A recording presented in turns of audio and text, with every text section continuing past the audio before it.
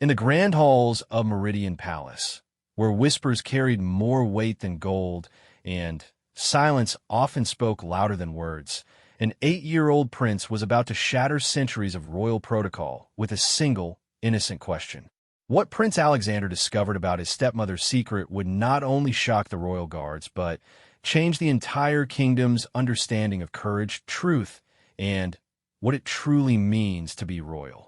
The morning sun cast long shadows across the marble floors of Meridian Palace as Prince Alexander wandered through the corridors, his small feet making barely a sound on the polished stone. At 8 years old, he possessed the curious nature that often got royal children into trouble. But today his curiosity would lead him somewhere far more significant than anyone could have imagined. Alexander had always been different from his older siblings. While Crown Prince Marcus focused on his studies of statecraft and Princess Isabella practiced her diplomatic protocols, Alexander preferred to explore the hidden corners of the palace, befriending servants and asking questions that made adults uncomfortable. His father, King Edmund, often said that Alexander had inherited his late mother's compassionate heart and fearless spirit. The palace had felt different ever since Queen Vivian had married his father 2 years ago. She was kind enough to Alexander, always ensuring he had everything he needed, but there was something distant about her interactions with the royal staff. The servants, who had once moved through the halls with easy familiarity, now seemed cautious and watchful. On this particular morning, Alexander was searching for his favorite toy soldier, which had somehow found its way into the restricted wing of the palace. As he quietly pushed open a heavy oak door, he heard voices coming from Queen Vivian's private study. The door was slightly ajar, and through the gap, he could see his stepmother sitting across from a woman he didn't recognize. The stranger was elegantly dressed, but had an air of desperation about her. Her hands trembled as she spoke, and her voice carried a pleading tone that made Alexander's stomach tighten with concern. "Your Majesty, please," the woman was saying. "Little Emma is only 6 years old. She doesn't understand why she can't see her father anymore. The money you've provided is generous, but she asks about him every day. She draws pictures of castles and princes, not knowing that her father lives in one." Queen Vivian's response was cold and measured. "Lady Margaret, we've discussed this thoroughly. The arrangement we have is beneficial for everyone involved. Emma is well cared for. She receives the finest education money can provide, and she lives comfortably. That should be sufficient. But she's his daughter," Lady Margaret pressed, her voice breaking slightly. "Prince Robert may not be ready to acknowledge her publicly, but surely she deserves to know her father. The other children at school ask about their families, and Emma has nothing to tell them but stories I've invented." Alexander's eyes widened as the pieces of the conversation began to form a picture he couldn't quite comprehend. Prince Robert was Queen Vivian's son from her first marriage, Alexander's stepbrother, who was known throughout the kingdom for his charitable work and genuine nature. The idea that he had a secret daughter seemed impossible, yet the woman's tears appeared genuine. "The decision has been made," Queen Vivian continued, her voice firm. "Robert's reputation and future cannot be compromised by youthful indiscretions. Emma will continue to be provided for, but there will be no contact with the royal family. This conversation ends here." Lady Margaret stood slowly, her shoulders sagging with defeat. "Very well, Your Majesty. But know that you're breaking a little girl's heart every day with this decision." As the woman prepared to leave, Alexander quickly ducked behind a large tapestry, his heart racing. He waited until he heard footsteps fade down the corridor before emerging from his hiding spot. The weight of what he had overheard settled heavily on his young shoulders. Throughout the rest of the day, Alexander couldn't concentrate on his lessons or his play. His tutor noticed his distraction during mathematics, and even his favorite activity of sword practice with Sir Thomas, the head of the royal guard, couldn't capture his attention. That evening, as the palace settled into its nighttime routine, Alexander lay in his ornate bed staring at the ceiling. The conversation he had overheard played repeatedly in his mind. Somewhere in the kingdom lived a little girl who didn't know her father was a prince, who couldn't understand why she was different from other children. Alexander thought about his own mother, who had died when he was 5. He remembered how she used to tell him stories about brave knights and fair princesses, but more importantly, she had taught him that being royal meant taking care of others, especially those who couldn't take care of themselves. The next morning, Alexander made a decision that would change everything. He would find Prince Robert and tell him about the conversation he had overheard. But as he made his way through the palace, looking for his stepbrother, he encountered Sir Thomas in the main courtyard. "Young prince," Sir Thomas said with a warm smile, "you look troubled this morning. Is everything well?" Alexander looked up at the kind man who had served the royal family for over 20 years. Sir Thomas had always been someone Alexander could trust, someone who listened to him when others dismissed his concerns as childish worries. "Sir Thomas," Alexander said quietly, "what would you do if you knew something important, but weren't sure if you should tell anyone?" The seasoned guard knelt down to Alexander's level, his expression serious. "That depends on the nature of the knowledge, my young prince. Is someone in danger?" Alexander considered this carefully. Was Emma in danger? Not physical danger, perhaps, but his mother had always taught him that emotional wounds could be just as harmful as physical ones. "I think so," Alexander replied. "There's a little girl who doesn't know her father, and I think I know who he is." Sir Thomas's eyebrows rose slightly, but he maintained his composure. "That's a serious matter, Prince Alexander. Are you certain of what you believe you know?" "I heard Queen Vivian talking to a lady about it," Alexander said, his voice barely above a whisper. "The lady seemed very sad, and she was talking about her daughter Emma, who draws pictures of castles and asks about her father." The color drained slightly from Sir Thomas's face as he processed this information.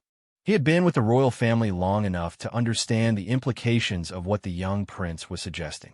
"Alexander," Sir Thomas said carefully, "this is indeed a serious matter.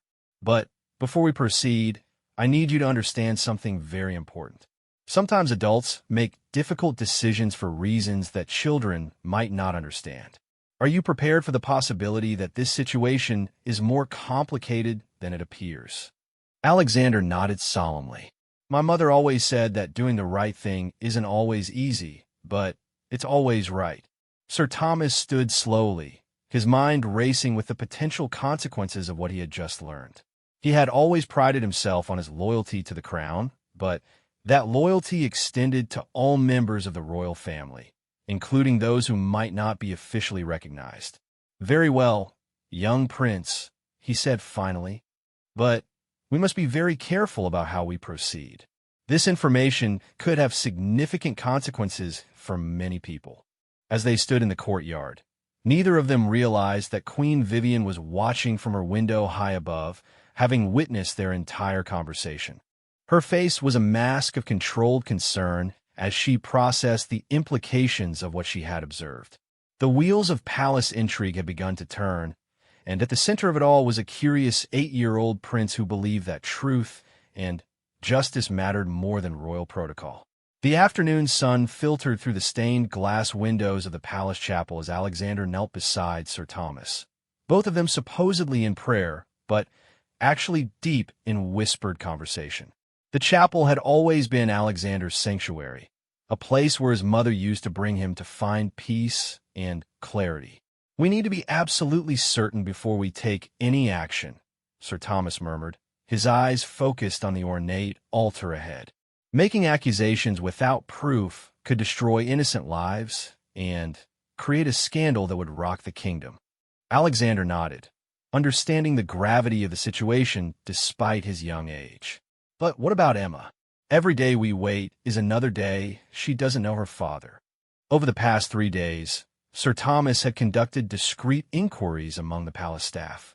What he discovered both confirmed Alexander's suspicions and complicated the situation beyond what either of them had initially imagined. Lady Margaret Thornfield was indeed known to the palace. She had been a lady-in-waiting to Queen Vivian before the Queen's marriage to King Edmund.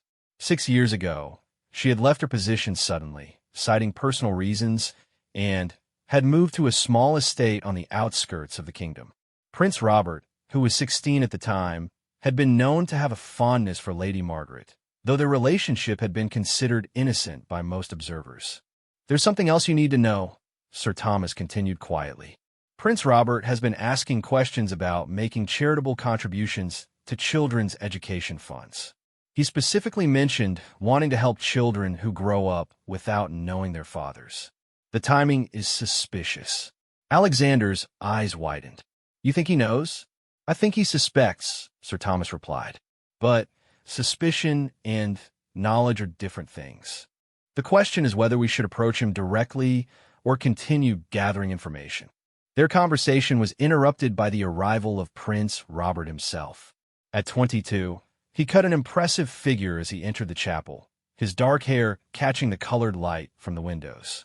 He had always been kind to Alexander, treating him more like a younger brother than a stepbrother, despite their different mothers. "Alexander, Sir Thomas," Robert said with surprise. "I didn't expect to find anyone here. I came seeking some quiet reflection."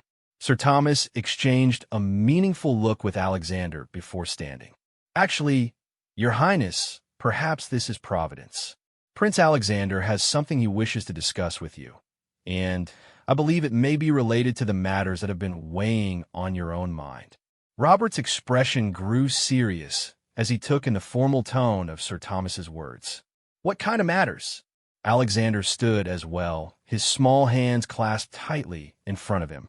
Despite his nervousness, he had inherited his mother's directness, and he believed that difficult conversations were best approached honestly. "Robert," he said quietly, "do you know a lady named Margaret Thornfield?" The change in Robert's demeanor was immediate and profound. His face paled, and his hands clenched at his sides. For a moment, he looked much younger than his 22 years. "Where did you hear that name?" he asked, his voice barely controlled. "I heard Mother Vivian talking to her," Alexander replied, using the formal address he had been taught for his stepmother. "The lady was crying, and she was talking about her daughter Emma. She said Emma draws pictures of castles and asks about her father." Robert sank heavily onto one of the chapel benches, his head in his hands. When he looked up, his eyes were filled with a pain that made Alexander's chest ache. "She has a daughter," Robert said, more to himself than to the others. "I suspected, but I was never certain. Margaret disappeared so suddenly, and when I tried to contact her, Mother forbade it. She said it would be scandalous and could ruin my future." Sir Thomas moved closer, his voice gentle but firm. "Your Highness, if you are this child's father, she has rights. More importantly, you have rights. And according to Prince Alexander, this little girl desperately wants to know her father." "I love Margaret," Robert said quietly. "We were young, and we made mistakes, but I truly cared for her. When she left, Mother told me it was for the best, that maintaining contact would only make things harder for everyone involved. I believed her because I was 16 and didn't know any better." Alexander sat beside his stepbrother on the bench, his young hand reaching out to touch Robert's arm. "My mother always told me that love is never a mistake," he said with the simple wisdom that sometimes came from children. "She said that taking care of the people we love is what makes us worthy of being royal." The truth of those words hit Robert like a physical blow. He had spent 6 years wondering about Margaret, about what had happened to her, about whether there had been consequences to their relationship that he had never been told about. Now, faced with the reality of a daughter he had never known, he felt the weight of years of missed opportunities. "Sir Thomas," Robert said, his voice growing stronger, "what would be the proper protocol for acknowledging a child born outside of marriage?" Sir Thomas straightened, his military bearing evident. "Historically, royal bastards have been acknowledged and provided for, though they typically don't inherit titles or succession rights. The key is ensuring the child's welfare and future while maintaining the stability of the crown." "But what about Mother's objections?" Robert asked. "She's made it clear that she believes any acknowledgement would be damaging to the family's reputation."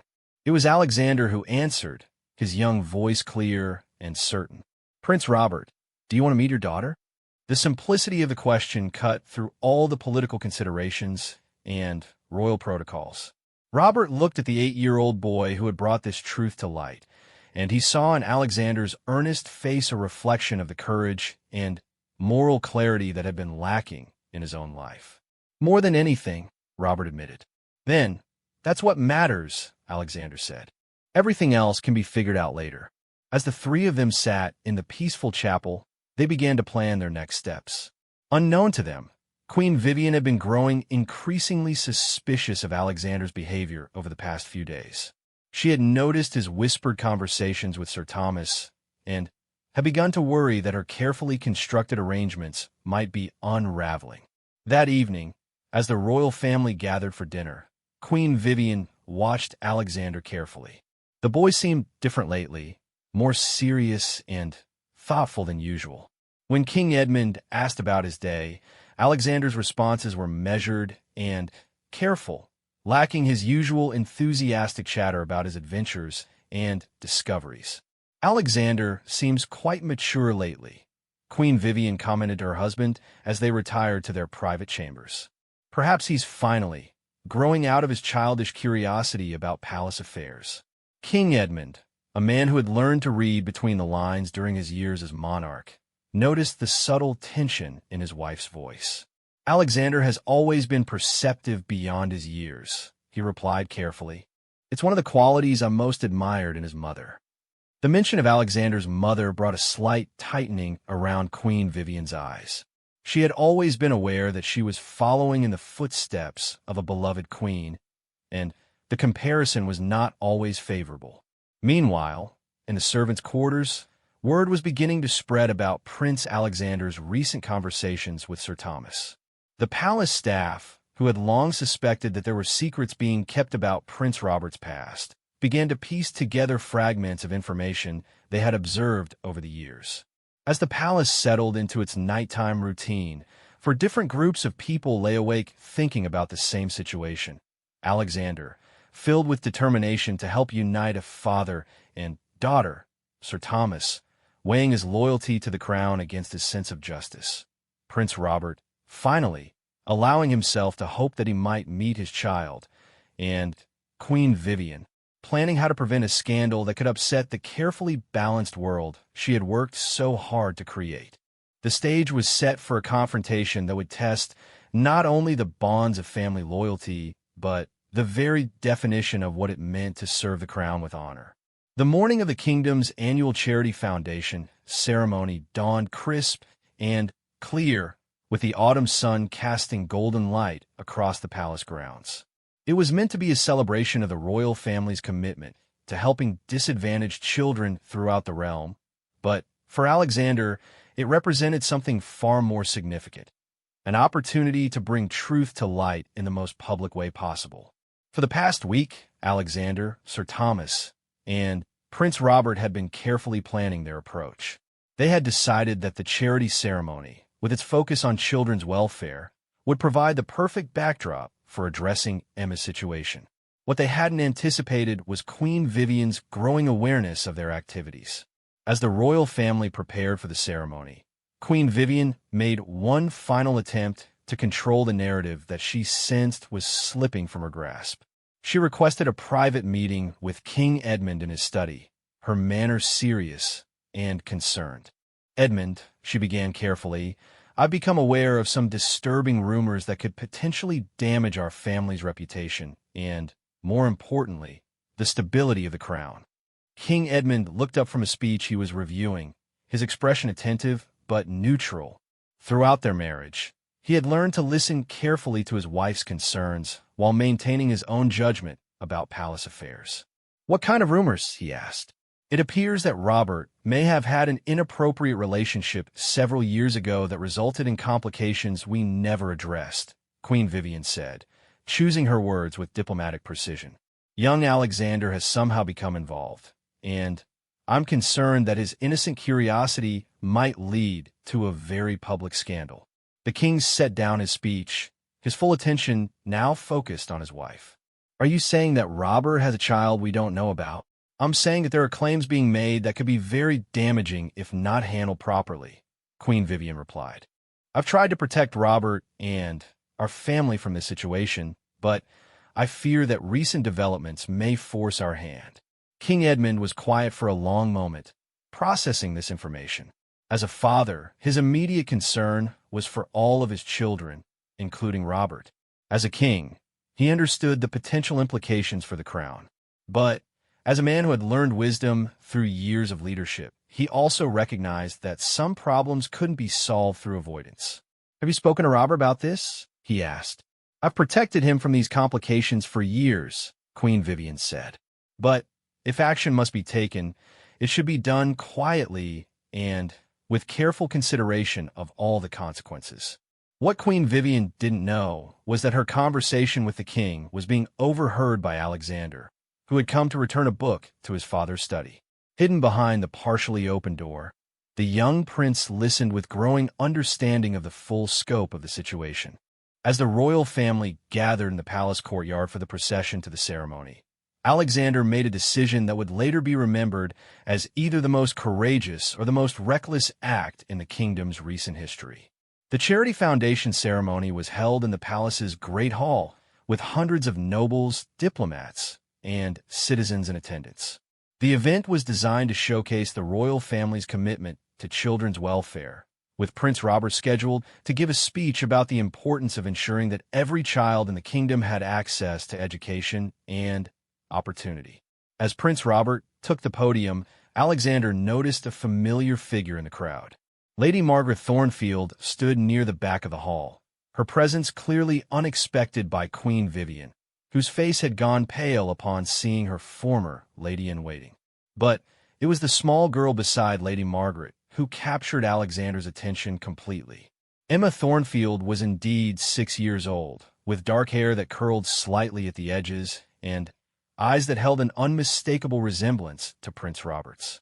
She wore a simple but elegant dress and looked around the grand hall with a wide-eyed wonder that reminded Alexander of his own first experiences at royal events.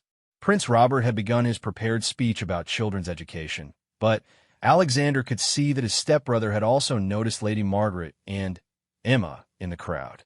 Robert's voice wavered slightly as he spoke about the importance of ensuring that every child knew their place in the world and felt valued by their community. It was at that moment that Alexander did something that shocked every person in the Great Hall, including the seasoned royal guards who had seen decades of royal protocols. He stood up for his designated seat and walked directly to the podium. Prince Alexander, Sir Thomas called quietly, but his voice carried enough authority that the entire hall fell silent. Alexander looked out at the hundreds of faces staring at him, took a deep breath, and spoke with a clear, carrying voice that his tutors had taught him to use during public appearances. Ladies and gentlemen, he began, his small figure dwarfed by the ornate podium, but his voice filled with conviction. My mother always taught me that being royal means taking care of people who need help, especially children. Today I learned that there's a little girl here who doesn't know her father, even though her father is standing right here with us. The hall erupted in whispered conversations and shocked murmurs. Queen Vivian half rose from her seat, her face a mask of controlled panic. King Edmund watched his youngest son with a mixture of pride and concern, recognizing the courage it took for an 8-year-old to address such a gathering. Emma Thornfield, Alexander continued, his eyes finding the little girl in the crowd. Your father is Prince Robert, and he wants to meet you very much. The silence that followed was profound and electric.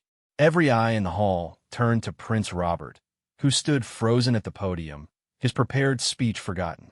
For a moment that seemed to stretch into eternity, he looked at the little girl who was staring back at him with curious, intelligent eyes. Then Prince Robert did something that would be talked about for generations. He stepped down from the podium, walked through the crowd of nobility, and knelt down in front of Emma Thornfield. Hello, Emma, he said quietly, though his voice carried in the absolute silence of the hall. I'm very sorry it took so long for us to meet. Emma looked at this tall, kind-faced man who claimed to be her father, then at Alexander, who was still standing at the podium, then back at Robert. "Are you really a prince?" she asked with the directness that only children possess. "I am," Robert replied, his voice thick with emotion. "And that means you're a princess." The transformation in the Great Hall was immediate and powerful. What had begun as a potential scandal became something far more meaningful, a moment of recognition that family bonds and human compassion mattered more than political protocols. King Edmund rose from his seat and moved to join his son and granddaughter. Sir Thomas stepped forward as well, his hand resting on Alexander's shoulder as the young prince finally left the podium. "Ladies and gentlemen," King Edmund addressed the crowd, his voice carrying the authority of his years as monarch. "Today we have witnessed something remarkable. We have seen that courage comes in many forms, and sometimes it takes the honesty of a child to remind us adults of what truly matters." Queen Vivian remained in her seat, understanding that her carefully constructed plans had been completely overturned by an 8-year-old boy's sense of justice and a 22-year-old man's delayed recognition of his responsibilities.